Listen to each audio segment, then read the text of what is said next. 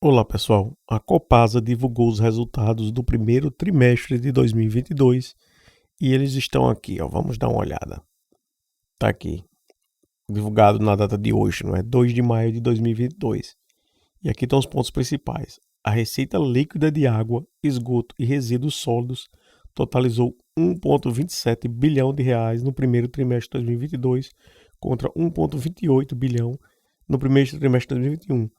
Teve uma queda pequena, mas teve uma queda na receita líquida. Os custos e despesas administrativas do primeiro trimestre de 2022 montaram 654,5 milhões de reais contra 593,4 milhões no primeiro trimestre de 2021. Só nesses das duas primeiras linhas aqui, você já consegue entender o resultado da empresa. Ela teve uma receita líquida que teve uma queda moderada, pequena, mas caiu, ou seja, ficou mais ou menos estagnada, e as despesas aumentaram de forma bastante significativa. Então você teve uma redução de receita baixa, mas um aumento de despesa alta. O EBITDA do primeiro trimestre de 2022 foi de 445 milhões, com margem de 33,8%. Então, evidentemente, também você teve uma redução no EBITDA e uma redução na margem. O lucro líquido no primeiro trimestre de 2022 foi de 167,5 milhões, sendo que o primeiro trimestre de 2021 montou 219,8 milhões de reais. O lucro líquido também caiu de forma bastante forte, bastante acentuada.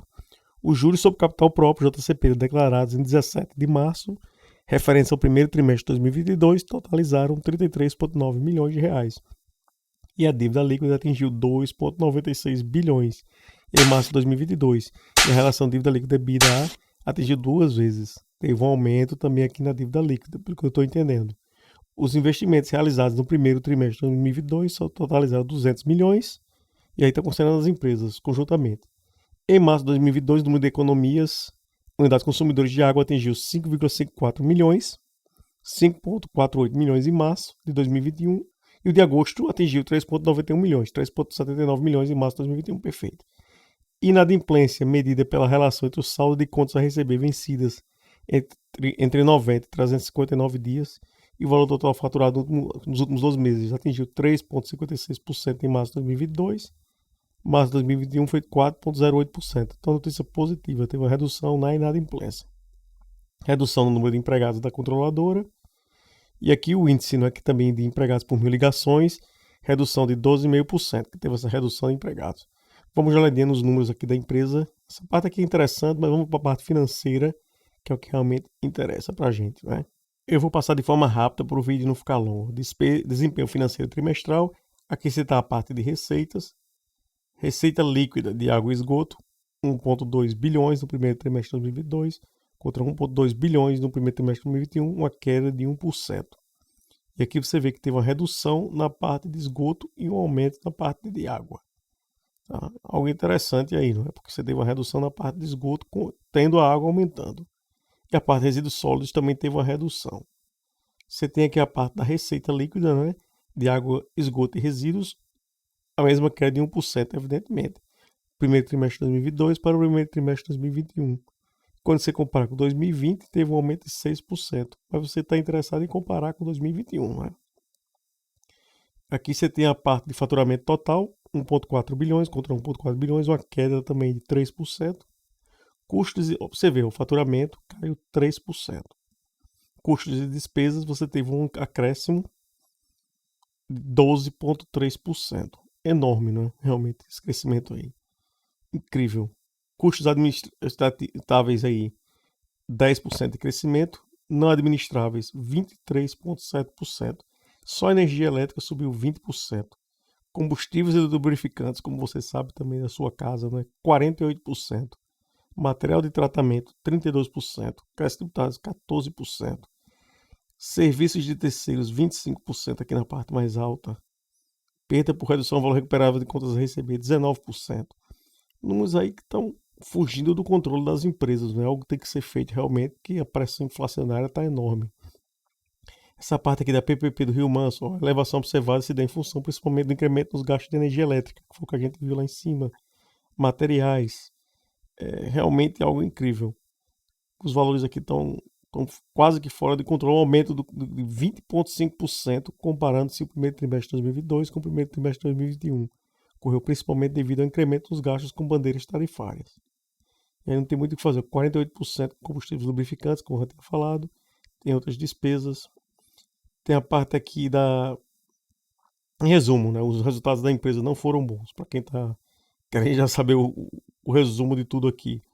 Lucro líquido por ação, pelo menos foi lucrativo ainda. 44 centavos nesse trimestre, em 2021 foi de 58 centavos. Então teve uma redução de 23,8%. Voltou basicamente aos patamares de 2020, que era de 42.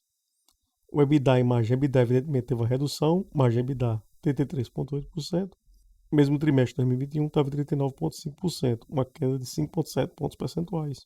Remuneração aos acionistas, que é o que vocês estão interessados. Tá, aqui vai ter um pagamento dia 16 de maio, mas a data de corte foi 22 de março. E aqui está o valor de 8 centavos por ação, quase 9. A tendência é que os pagamentos também, em termos de real, do valor, reduzam, né? Porque os resultados da empresa estão reduzindo e estão aprovando o pagamento de 25% em proventos do lucro líquido da empresa. Endividamento, você vê aqui um aumento do endividamento, 3,74.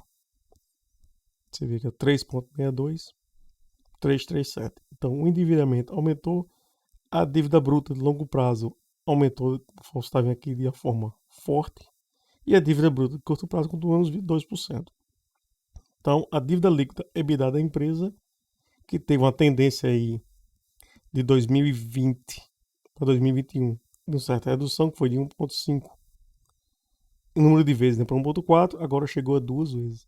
Então, realmente, a empresa teve um resultado, em termos de lucro líquido, mais fraco, um lucro por ação mais baixo, um aumento de custos e um aumento do endividamento. Então, os resultados da empresa para o primeiro trimestre de 2021, na minha opinião pessoal, não sei o que o mercado está achando, isso aí vamos ter que ver o que eles vão falar depois, foi um pouco, digamos assim, decepcionante, porque foi mais fraco do que eu esperava. Eu já esperava que tivesse uma certa queda, mas não nos patamares que apresentou aqui. Foi um pouco maior do que eu esperava. Muito mais devido a essa pressão inflacionária que está indo. Os custos da empresa realmente estão bastante fortes. Então você teve ela que teve uma baixa de 23,8% no lucro nesse trimestre, que chegou a 167,5 milhões de reais, né? Aí você vê que o EBITDA caiu 14,4% no primeiro trimestre de 2022, chegando a 445 milhões, e a margem EBITDA 33,8%, uma queda de 5,7%. Receita líquida soma 1,27%, uma queda de 1%. E apesar de ter essa queda na receita líquida, você teve um aumento nas despesas administráveis, que foi de 654 milhões contra 593 do primeiro trimestre de 2021. E o resultado financeiro líquido foi uma despesa de 23,3 milhões, baixa de 53,2% sobre as perdas financeiras do mesmo trimestre de 2021. O ponto que me preocupou bastante aqui é a dívida líquida da empresa, que ficou em 2,96 bilhões no final de março, cresceu 8,8% em relação ao mesmo período de 2021. E esse indicador de alavancagem financeira que chegou a 2, não é? Ou seja, teve uma elevação de 0,6 vezes em relação ao mesmo período de 2021.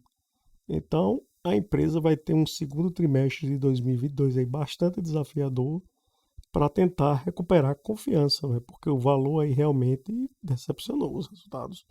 Essa é uma opinião pessoal, tá? Você vê ela aqui a R$ 13,12, queda de 3,95, o que não quer dizer muito, porque hoje a bolsa, a maior parte das ações dos papéis caíram como um todo, né? Mas a empresa vai ter dificuldade de manter esse dividendo aqui. E quando eu falo manter esse dividendo aqui, eu não estou falando nem do percentual, né? Porque o valor da ação pode cair e ele pode permanecer. Mas é de manter esses 66 centavos para os próximos 12 meses. Então a empresa vai ter que trabalhar bastante nesse segundo trimestre, principalmente no controle de custos. Tá bom? Deixa aí nos comentários o que é que você achou sobre os resultados da empresa. E vamos ver o que vai acontecer aí no segundo trimestre com a Copasa. Obrigado, nos vemos na próxima.